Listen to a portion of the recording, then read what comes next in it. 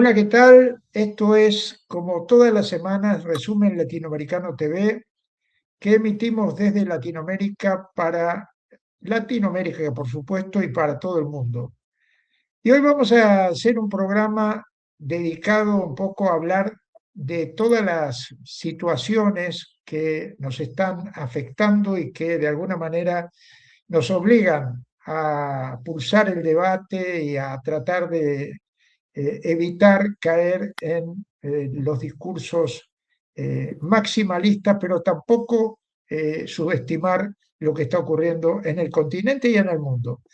Tenemos para eso un invitado de lujo, un gran compañero nuestro, Rocco Carbone, ítalo-argentino, ahora diríamos que más argentino que ítalo, y él es profesor de la universidad, autor de varios libros y sobre todo un hombre dedicado a un tema que hasta hace poco se tocaba muy poco y ahora, eh, por lo que está ocurriendo en el mundo, hay mucha gente tratando de discernir sobre la problemática del fascismo. Algunos dicen esto es fascismo, esto no es fascismo.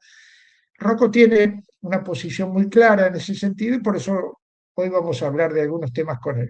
Bienvenido, Rocco Carbone, a Resumen Latinoamericano. Bueno, Carlos, un gran gusto vernos, un gran gusto hablar con vos y con los compañeros y las compañeras que puedan en algún momento asistir a esta conversación. Así que un saludo también para ellos y ellas. Bueno, empecemos por lo siguiente. Uno de los temas con que empezamos el año, lamentablemente, a nivel informativo, fue el ataque tremendo, bélico, destructivo y genocida, como suele pasar, del imperialismo norteamericano contra Venezuela. Vos has hablado mucho sobre el tema de caracterizar eh, lo que está ocurriendo hoy con estos avances de la extrema derecha como fascismo. ¿Vos podrías decirnos que Donald Trump ha hecho una embestida fascista contra Venezuela? ¿Podríamos decir eso? Sí, mira, Carlos, la palabra fascismo, perdón, es una palabra compleja, porque decimos fascismo e inmediatamente nuestras cabezas establecen una homología entre esto que llamamos fascismo en distintos lugares del mundo, en la Argentina, en los Estados Unidos, en el propio corazón de Venezuela, con personas como María Corina Machado, por ejemplo, ¿no? Y la homología con que se establece, con la experiencia del fascismo arqueológico, o sea, la experiencia del fascismo italiano y alemán, ¿no? Porque, bueno, todo lo que aparece como fascismo debe ser homologado con esa experiencia arqueológica clásica que se llamó a sí mismo fascista. Esa es una manera un poco estúpida de pensar, si pensáramos de esta manera. ¿Por qué digo estúpida? Una manera un poco mecanicista, ¿no?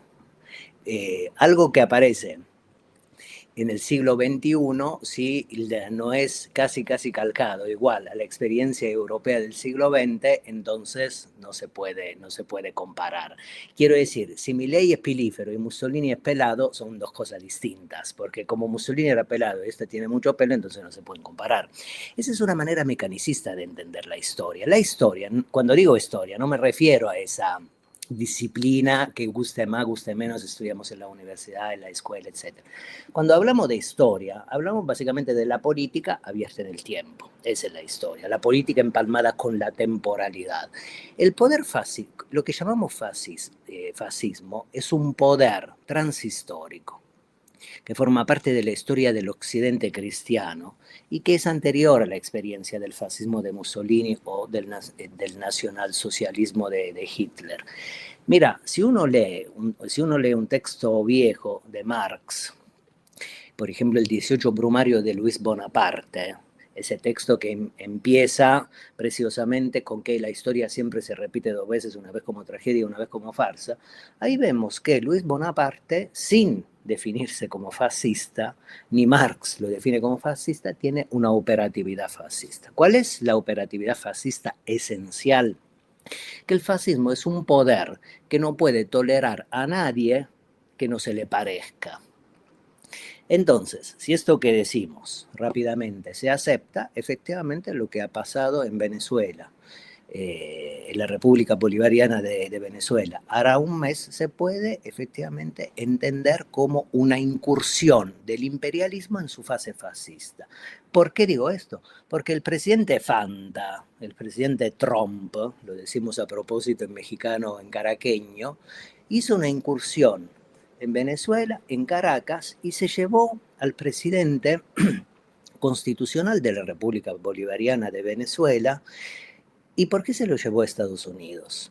Básicamente porque el poder fascista encarnado por Trump no puede tolerar a nadie que no sea como él, a nadie que no esté contenido dentro de su campo de fuerzas. Porque Maduro, Carlos, nosotros lo sabemos muy bien, ¿qué representa? Representa una alternativa política vitalista, una forma de vida alternativa a la vida capital, que es la vida revolucionaria. Eso, digamos, puede gustar, puede no gustar, a alguno nos gusta más y a otro no le gusta para nada o le gusta menos. Pero, ¿qué es la revolución? Históricamente y en el siglo XXI. Es un sistema político alternativo a la vida capitalista, pero cuando decimos revolución, decimos muchas cosas. La revolución es una forma existencial, es una forma de vida, es una forma de caminar, de respirar, de entender las relaciones con otro ser humano. El capitalismo, ¿qué te enseña? Que a otro ser humano lo tenés que domesticar, subordinar, lo tenés que expropiar, lo tenés que controlar. Es la lucha de clases. En cambio, la revolución, digamos, tiene otros principios vitalistas y existenciales para con otro ser humano. La solidaridad, por ejemplo. Bueno, Trump indudablemente se quiere apropiar de un bien natural común que es el petróleo. Pero no deberíamos ser tan ingenuos pensando que Trump se quiere apropiar solo del petróleo venezolano. Me parece que también quiere quebrar otra experiencia de vida común y que es posible y que no está a 20.000 kilómetros de distancia en Shanghái o en Hong Kong o en Taipei, sino que está acá a la vuelta, digamos, acá a la vuelta respecto de Buenos Aires, a la vuelta respecto de La Habana o a la vuelta respecto de Nueva York, que es Caracas, efectivamente. Entonces, el presidente Trump, digamos, desconoce y no puede tolerar a nadie que no se le parezca. Ese es el presidente Maduro y por consecuencia a Cilia Flores. Ahora, si vos digo, son narcotraficantes, yo te sindico como narcotraficante, no me llevo también a tu mujer. Los narcotraficantes son vos, ¿por qué se llevaron también a Cilia Flores? Bueno, estamos frente a un imperialismo en su fase fascista. Ahora, a diferencia de lo que podría haber ocurrido en otro país o en otro proceso, lo interesante de este embate y esta agresión tremenda de Estados Unidos es que se encontró con la dificultad de que la revolución continúa. Incluso tienen que aceptar ellos mismos que la mejor alternativa para que ellos traten de lograr, pongámosle, que sea el petróleo, pero que en realidad no es solo el petróleo, sino que son todas las riquezas, y que si se pudieran apoderar del gobierno lo haría, obviamente, no fue pensado toda esta opción en base a la designamos a María Corina Machado, que es la que reemplaza. Ellos se dan cuenta que la revolución está bien asentada y de hecho el pueblo venezolano y su dirección han estado a la altura de las circunstancias, incluso generando una figura que vista desde afuera nos confunde a veces, porque por un lado pensás que el presidente y sus compañeros están secuestrados y por otro lado la vemos a la presidenta encargada siguiendo adelante, inaugurando centros asistenciales, diciendo con el petróleo que vamos a vender, vamos a seguir haciendo. O sea, hay un desafío muy grande por parte que todavía no sabemos. Esto está abierto, es un escenario muy abierto, pero diría que por primera vez una embestida fascista se encuentra con un muro de contención, puede ser débil, puede ser fuerte, pero por ahora es un muro de contención a la soberbia fascista, imperialista, de golpeo, me apodero y se acabó. Bueno, eso que decís es de lo más interesante, porque se puede leer en la clave coyuntural, como estamos haciendo, como está proponiendo, y se puede leer también en la clave histórica. Porque, digamos, lo que decís a mí me resuena mucho, Carlos, porque me surge la pregunta, escuchándote, ¿cuál es la fuerza alternativa, popular, emancipatoria para frenar la experiencia del imperialismo en su fase fascista? Y es la revolución, históricamente ha sido así. Históricamente ha sido así.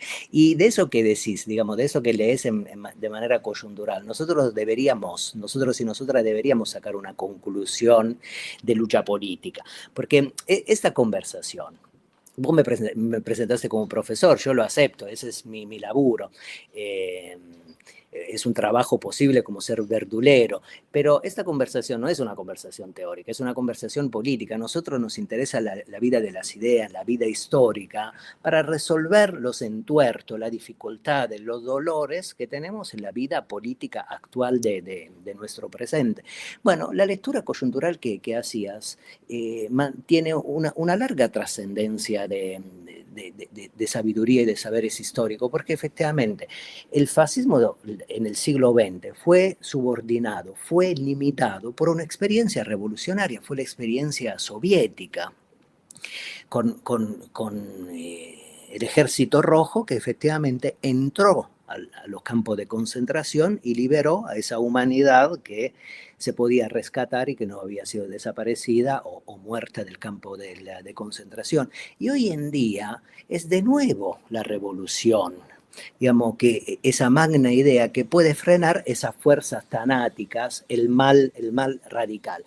Uno lo puede decir, digamos, con la experiencia leninista, lo puede contar con la experiencia revolucionaria de Venezuela, pero lo puede contar también con la teología política. Cuando surge el mal radical, cuando surge el anticristo, siempre en el campo antagonista al más radical, al anticristo, surge el Mesías. Cuando creo que estábamos juntos, estábamos en Caracas y fuimos a escuchar a un compañero nuestro boliviano, un filósofo boliviano que dio una preciosa charla.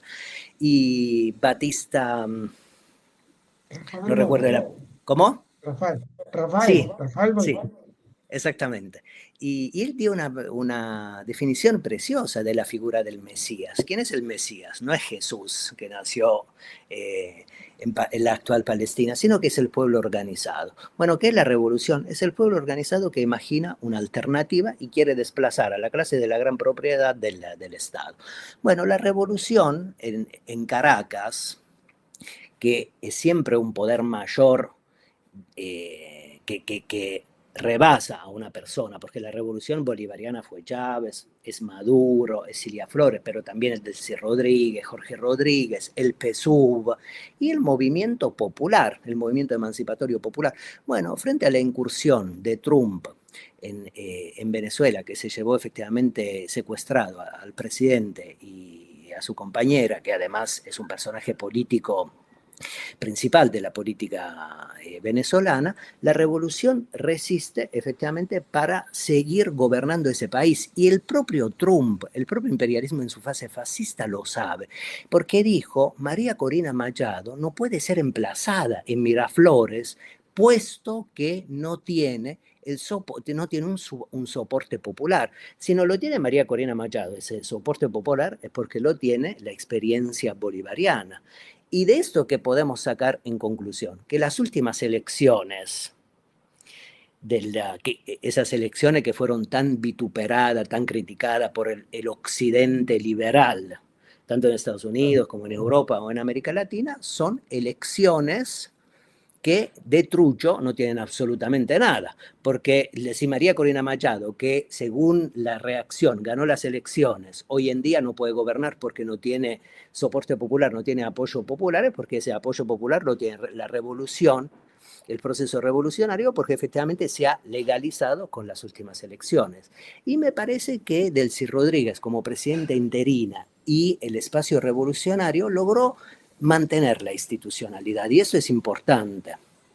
porque ese país debe ser gobernado, y si no lo gobierna Delcy, y no lo gobierna la Fuerza Revolucionaria Bolivariana, lo gobernará alguna mequetrefa o algún mequetrefe, como María Corina Machado, o por ejemplo con alguien que, por ejemplo, no se podía levantar de la silla, que fue reconocido aquí en Buenos Aires, en la Argentina, como presidente que había ganado las últimas elecciones, que es Edmundo González.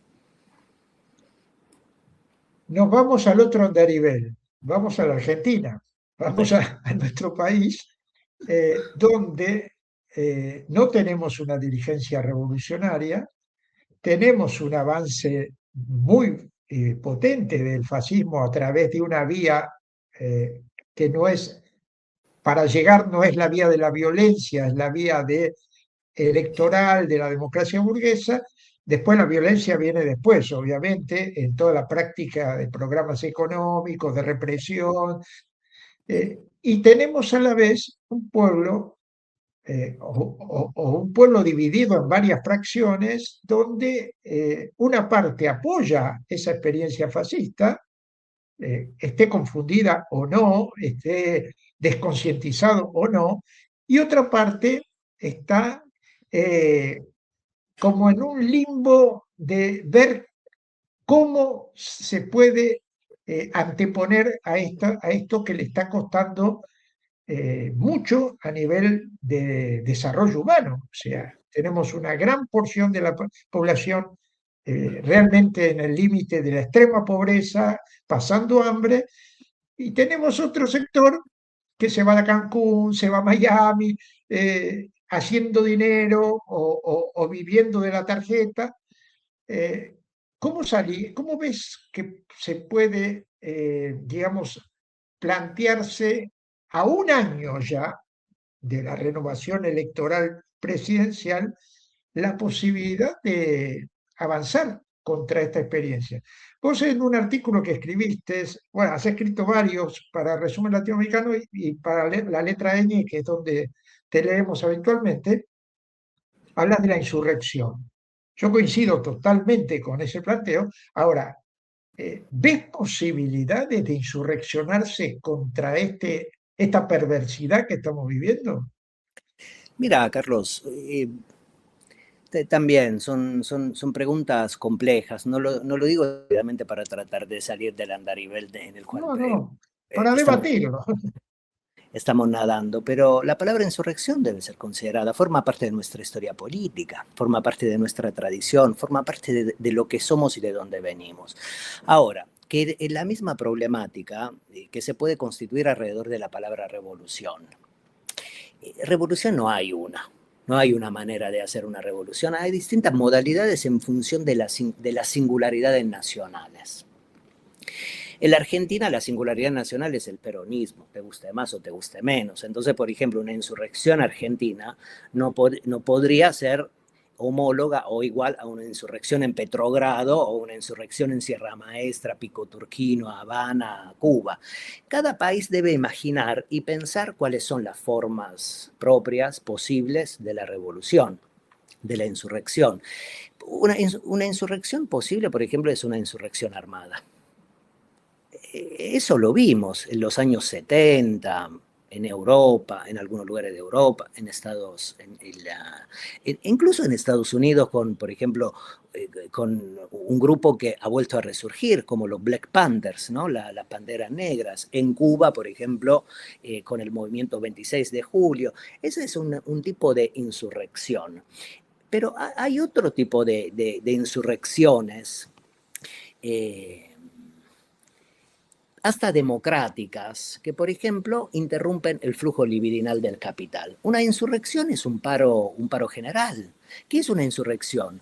Un grupo conspicuos que integra una clase social mayoritaria, la clase del trabajo, que organiza su vida alrededor del trabajo, de la fuerza de trabajo, y que se planta y dice al capital hasta acá, que le dice al capitalismo hasta acá. Bueno, ese es un paro general. Un paro general que dura un día, 2 días, un mes, un año, y que, por ejemplo, le hace perder fuerza al capital y a la acumulación del capital, puede transformarse en un poder insurreccional que desplace al mal radical del Estado, que lo revoque, que le diga, si seguís así, yo te paro el país y, por ejemplo, a mí me va mal un tiempo, pero a vos también te va a ir mal. Y a vos te va a ir mal sobre todo porque vos sos la representación del capitalismo, yo soy la representación de otro tipo de vida. Bueno, eso en la Argentina debe ser pensado, digamos, qué forma insurreccional podríamos tener. El 17 de octubre es una forma insurreccional. Ahí, el 17 de octubre, cuando a Perón lo habían metido preso, esa es una doble estatalidad, un doble poder que quiere recuperar a su líder y fue una insurrección masiva. No había fierros a lo Pico Turquino, Sierra Maestra, pero eso no inhibe que el 17 de octubre es tan insurreccional como la experiencia revolucionaria de Fidel, de Guevara, de Camilo Cienfuegos y de tantos y tantas otras. Una insurrección hoy en día, tal como la imagino yo. En la Argentina creo que tenemos que ser capaces de construir una gran mayoría de nuevo. Una gran mayoría que no es un número, Carlos, no es un 50 más 1. Una gran mayoría es una imaginación, una potencia, un poder, una facultad, un músculo. No se puede hacer política sin tener músculo social. Y luego ese número, si querés, ese poder social necesita una herramienta política para que se ocupe de dirigir esa fuerza hacia un lugar o hacia otro. Y entonces son los grandes debates teóricos y políticos, quiero decir, teóricos y materiales que nos tenemos que dar en la Argentina para revocar este experimento teratológico. Hoy en día en la Argentina pareciera que una parte de la política, sobre todo la parte institucionalista de la política, ¿no? Nosotros formamos parte del movimentismo político, somos militantes políticos, no estamos en la institución, no estamos en el palacio, pero ese es casi una anécdota. Me parece que la parte institucional de la política representativa está imaginando que esto se va a resolver recién en el 27. En 2027 con las elecciones. Me parece que ese poder revocatorio, la militancia, debe imaginarlo de otra manera. Ahora, el 1 de febrero o primero día de febrero en Buenos Aires y en otras ciudades de la Argentina va a haber otra marcha antifascista como el año pasado. Quiero decir, el movimiento político está pensando, está buscando una resolución que la política representativa no está buscando. Están especulando con el 27 y el momento de la papeleta. Y una democracia, incluso la democracia liberal, chirle, burguesa que tenemos, se puede aceptar con ese nombre democracia si tiene la capacidad de revocar lo que no le gusta. Eso ha pasado en la Argentina de 2001. Sí, el gran problema de esto, y vos mencionabas la experiencia del peronismo como un factor que no se puede omitir de ninguna manera, siempre pensando en una salida revolucionaria o insurreccional. En la Argentina hay que contar con el peronismo. Ahora, el peronismo tiene una dirigencia que evidentemente está vinculada entrampada también en toda esta idea de desarrollar un fascismo nacional, poner el nombre que quiera, pero que es cómplice de esta experiencia que estamos viviendo ahora de extremo neoliberalismo y sobre todo de reivindicación del capitalismo como pocas veces se vio en la Argentina. Entonces, ¿cómo se rompe esa relación de cautividad que tienen las masas peronistas, con una dirigencia que la vive traicionando? Lo hemos visto a lo largo desde la caída de Perón en adelante, siempre hubo un peronismo insurreccional y un peronismo pactista, traidor, de derecha, y hoy vuelve a repetirse, pero con lo sangrante de hoy es que eh, ese sector se confunde permanentemente con el enemigo, Sí, permanentemente con el enemigo de la clase trabajadora. una parte del peronismo lamentablemente asume como peronista para devenir mileísta. O sea, asume con los votos de una parte conspicua de la clase trabajadora, de origen peronista, y luego cuando están sentados en una butaca, en algún resquicio del Parlamento, en algún lugar del Parlamento, devienen mileístas. Bueno, esa es una traición. Y, y todas estas cuestiones también deben ser pensadas, porque hablamos de el peronismo, pero el peronismo también tiene clivajes, tiene distintas zonas, hay un peronismo emancipatorio, hay un peronismo radicalmente reaccionario. El propio movimiento, el peronismo desde su surgimiento tuvo distintas fases, el largo menemismo, ¿no? Que no se parecía en nada al peronismo emancipatorio de los años 40 50. Bueno, el peronismo me parece, el peronismo emancipatorio me parece que también debe revisar su propia historia y debe recuperar algunas tradiciones específicas. Dentro del peronismo lo tenemos a Cook. Bueno, ahí tenés una tradición muy peculiar, ¿no? Una tradición de un peronismo empalmado con las experiencias socialistas revolucionarias de América Latina. Bueno, a mí me parece que hay algo, hay una cantera ideológica, una cantera de posibilidad política que puede ser revisitada, redescubierta, releída sobre la base de lo que está pasando para que nos ayude a pensar. Uno puede recuperar a Cook como puede recuperar a López Rega, que a López Rega lo recuperen quienes quieran.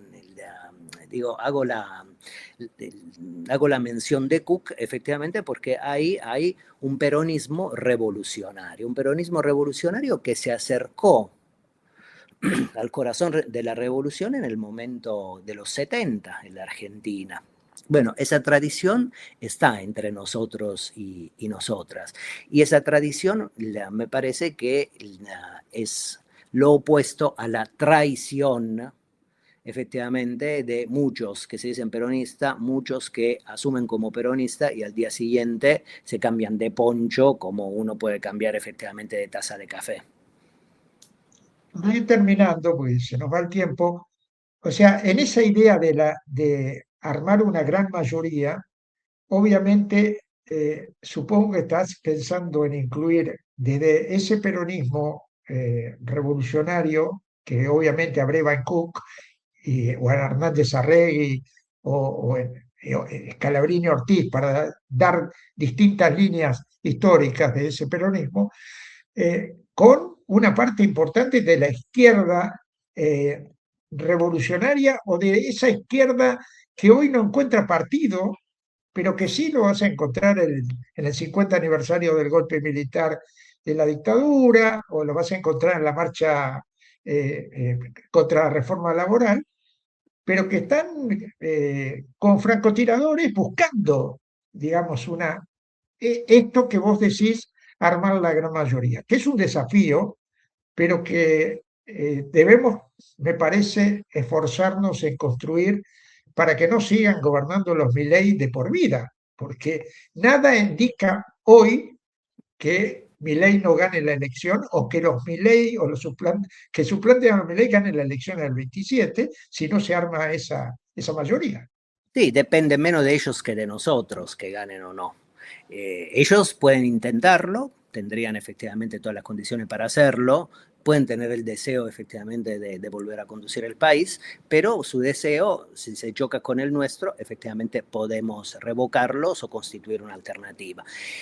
Al peronismo de masa, con las últimas elecciones, no le dio. Ese es un hecho de la historia. Si una parte del peronismo no se abre a otras tradiciones ideológicas laboristas, o sea, organizada alrededor de la clase mayoritaria del trabajo, me parece que es difícil va a ser difícil organizar esa gran mayoría. La unidad, el concepto de la unidad, no quiere decir que me alío, me uno con cualquiera. La unidad es un espacio y una fuerza posible con ciertos compañeros y compañeras de ruta. Gente que, por ejemplo, a 3 días de andar no se den vuelta para empezar. Y me parece que tenemos que ser capaces, Carlos, de eso tomarlo como una hipótesis, como una conjetura o una incertidumbre, si querés, que tenemos que ser capaces de eh, re, re, volver a erotizar todos los aparatos de la vida comunitaria, la básica, la iglesia, el club, el bar, la familia, porque la vida capital del siglo XXI trata de romper todos los polos de vida comunitaria. Y yo lo veo en Buenos Aires, lo voy a decir rápido porque ya creo que el tiempo, estamos sobre el límite del tiempo. Pero en Buenos Aires, como en otros lugares del mundo, vos ves a personas que se movilizan sobre una rueda. Bueno, no sé cómo se llama ese aparatito, ¿no? Digamos que no es una bicicleta, un monopatín, es una rueda que tiene un motor que te permite avanzar o frenar relativamente rápido.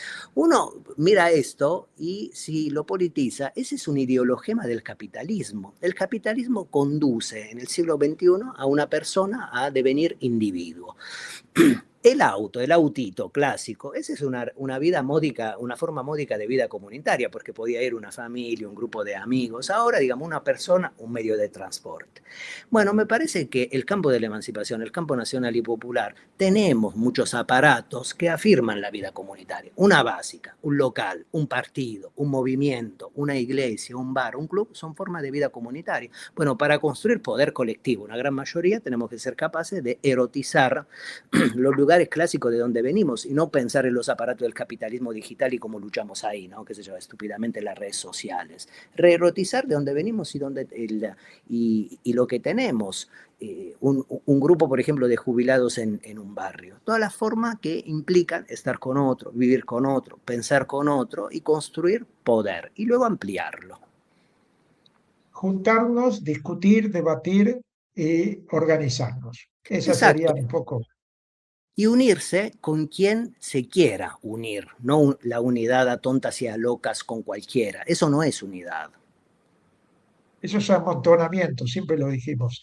Exacto. Gracias, Rocco Carbone, filósofo ítalo-argentino, militante comunista y sobre todo un hombre que nos ayuda a pensar. Y esto es lo interesante de este tipo de encuentros, de estas unidades que hacemos también. Te mandamos Muchas un gracias, gran abrazo. Carlos. Gran abrazo. Hasta luego. Gracias. Sindicato de Visitadores Médicos, Asociación Agentes de Propaganda Médica de la República Argentina.